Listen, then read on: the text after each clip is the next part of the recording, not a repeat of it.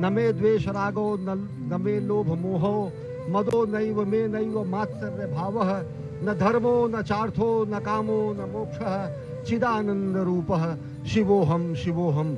अगर शिव को व्याख्यायित करने की कोशिश की जाती है तो कहा जाता है न वो द्वेष है, न राग है, न लोभ। और वह रूप जो सही मायने में आज देखें तो आज रुद्र सागर के तट पर, पुण्य सलिला क्षिप्रा के तट पर, उज्जैन नगरी में इस समय विलक्षण क्षण के हम सहभागी बन रहे हैं। हम देख रहे हैं ये नयनाभिराम दृश्य, किस तरीके से कायांतरण हुआ है, किस तरीके से रूपांतरण हुआ है, किस तरीके से कलेवर बदला हुआ है। और सही मायने में अगर देखें तो अगर एक सशक्त नेतृत्व होता है, स्पष्ट दूरगामी लक्ष्य होता है, अगर दूरदृष्टा का संधान होता है और संकल्प होता है तो ये प्रमाण है कि किस तरीके से संकल्प की सिद्धि होती है। अजय, प्रधानमंत्री नरेंद्र मोदी के दिशा निर्देशन में ये पूरा का पूरा निर्माण कार्य किया गया है मध्य प्रदेश सरकार द्वारा।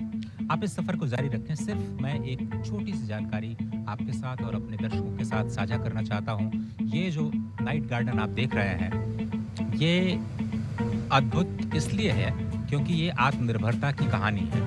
ऐसा इसलिए क्योंकि इस पूरे प्रांगण में सौर ऊर्जा से संचालित करीब 450 किलोवाट ऊर्जा का उत्पादन होता है और इससे करीब करीब जो 80% विद्युत का उत्पादन या जो उपभोग है, जो इस वक्त आप देख रहे हैं नाइट गार्डन में किया जा रहा है, वो यही के प्रांगण में जो सौर ऊर्जा स्थापित की गई है 450 करीब 450 किलोवाट के संयंत्र के द्वारा 80% जो हिस्सा है वहीं से आ रहा है। इसलिए मैं कह रहा हूं कि ये आत्मनिर्भरता की कहानी है और पूरे विश्व तक इस कहानी को ले जाना इसलिए जरूरी है क्योंकि भारत सक्षम है वो करने में जिसकी कल्पना आप कर सकते हैं, जिसके बारे में आप सोच सकते हैं। और आप देख रहे हैं मलखम्ब। अजय, इसके बारे में बताएं, ये पूरा का पूरा कितना ये विलुप्त होती है हमारी विरासत थी और जिसको पुनर्जीवित करने का कार्य प्रधानमंत्री नरेंद्र मोदी ने किया।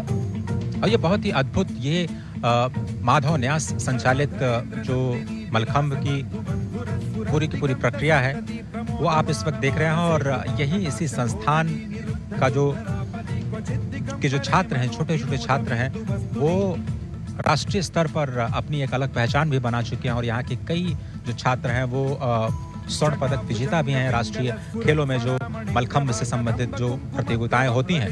तो इसके बगल ही भारत माता का मंदिर है जहाँ पर मलखम्ब के बच्चों को शिक्षा दीक्षा दी जाती है। उसके बगल में ही आद्य द्वितीय गुरु संघ चालक को संबंधित और उनको लिए समर्पित माधव सेवाश्रम है।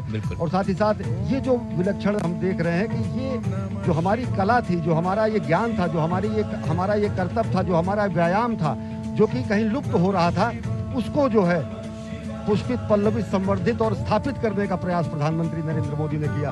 और देख रहे हैं आप भारत माता का मंदिर जो कि महाकालेश्वर भक्त निवास भी यहाँ पर है और महाकाल के प्रांगण से ही सटा हुआ ये भारत माता का मंदिर है। निश्चित तौर से अगर देखें तो 2 ही मंदिर हैं, या तो हरिद्वार में भारत माता का मंदिर है या फिर उज्जैन में भारत माता का मंदिर है।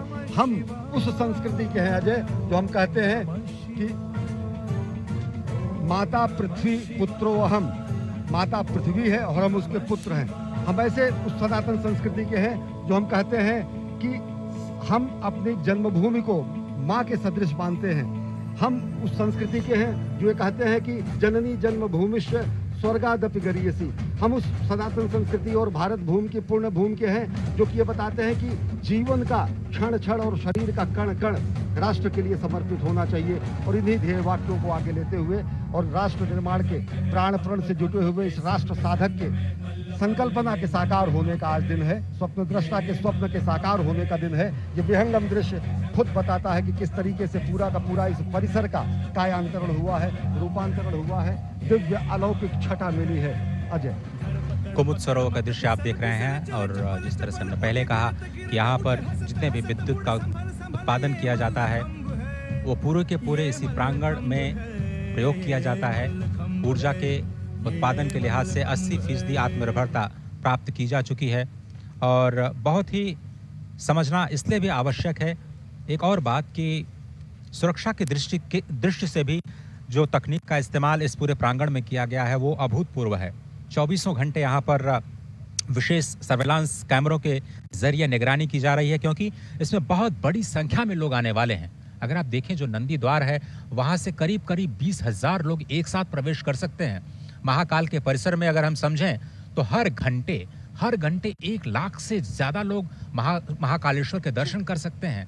इतने लोगों पर निगरानी रख पाना बहुत ही मुश्किल कार्य होता है और इसीलिए हम कह रहे हैं बार-बार कि आर्टिफिशियल इंटेलिजेंस का इस्तेमाल करते हुए एक बहुत ही उन्नत और अत्याधुनिक कमांड एंड कंट्रोल सेंटर बनाया गया है, जिसके ज़रिए जो सर्विलांस कैमरों की मदद से जो integrated command and control centre है, पूरे परिसर की 24 घंटे निगरानी की जाएगी।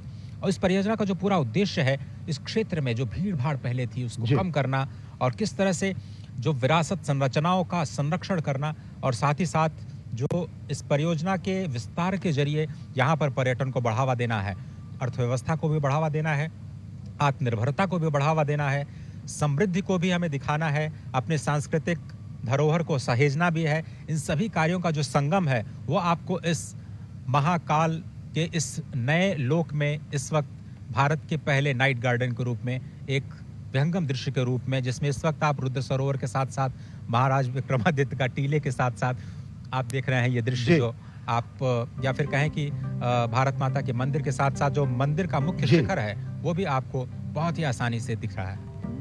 अप्रतिम विहंगम दृश्य, नयनाभिराम दृश्य। और अजय, जैसा आपने बताया कि भारत ने ही प्रधानमंत्री नरेंद्र मोदी के अध्यक्षता में और उनके नेतृत्व में इंटरनेशनल सोलर अलायंस की स्थापना की और यहाँ इस पूरे परिसर का जो प्रकाश की व्यवस्था की गई है वो सौर ऊर्जा द्वारा संचालित है।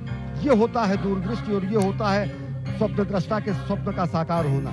निश्चित तौर से अगर देखें तो भारतीय संस्कृति और भारतीय जो संस्कृति के पुनर्स्थापना का जो ये संक्रांति काल है, इसको इस रूप में देखा जा सकता है। वास्तव में ये सांस्कृतिक पुनर्जागरण का काल है।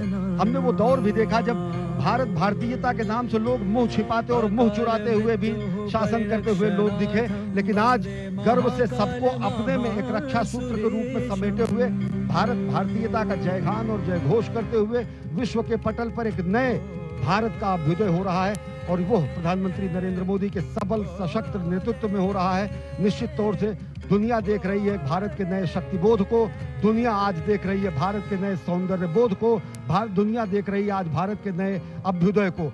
और निश्चित तौर से अगर देखें तो भारत भारतीयता को किसी धर्म विशेष के रूप में नहीं व्याख्यायित किया जा सकता है। भारत भारतीयता को किसी एक रूप में नहीं व्याख्यायित किया जा सकता है।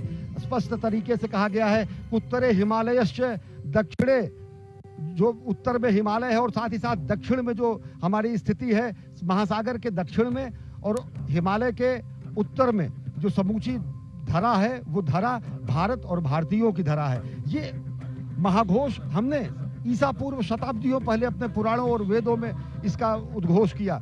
निश्चित तौर से अगर देखें तो आज नयनाभिराम छटा देखकर विश्व गदगद होगा। सनातन संस्कृति भारत भारतीयता आज आह्लादित होगी और निश्चित तौर से भारत के नए अभ्युदय का दिन है।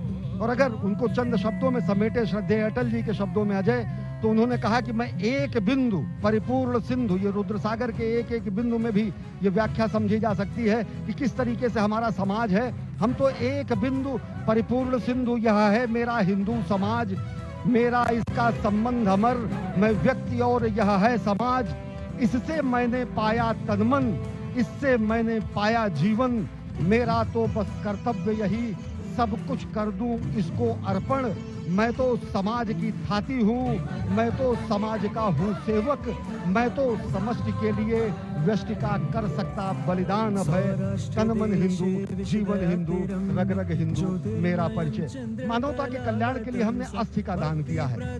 समष्टि के कल्याण के लिए व्यष्टि का बलिदान करना हमारी परंपरा रही है। समष्टि के कल्याण की प्रार्थना और अभ्यर्थना करनी हमारी सनातन संस्कृति का मूल बिंदु रहा है। और आज महाकाल के इस दरबार से, महाकाल के इस महालोक के लोकार्पण और विश्वार्पण के बाद दुनिया देख रही है कि किस तरीके से भारत और भारतीयता विश्व पटल पर नए स्वरूप में अभ्युदय हो रहा है। उसका नए नेतृत्व, सबल सशक्त नेतृत्व में भारत और भारतीयता जगत गुरु बनने की तरफ अग्रसर है। अजय, सीधा प्रसारण आप उज्जैन से देख रहे थे। इस दृश्य को क्या कहा जाए, नयनाभिराम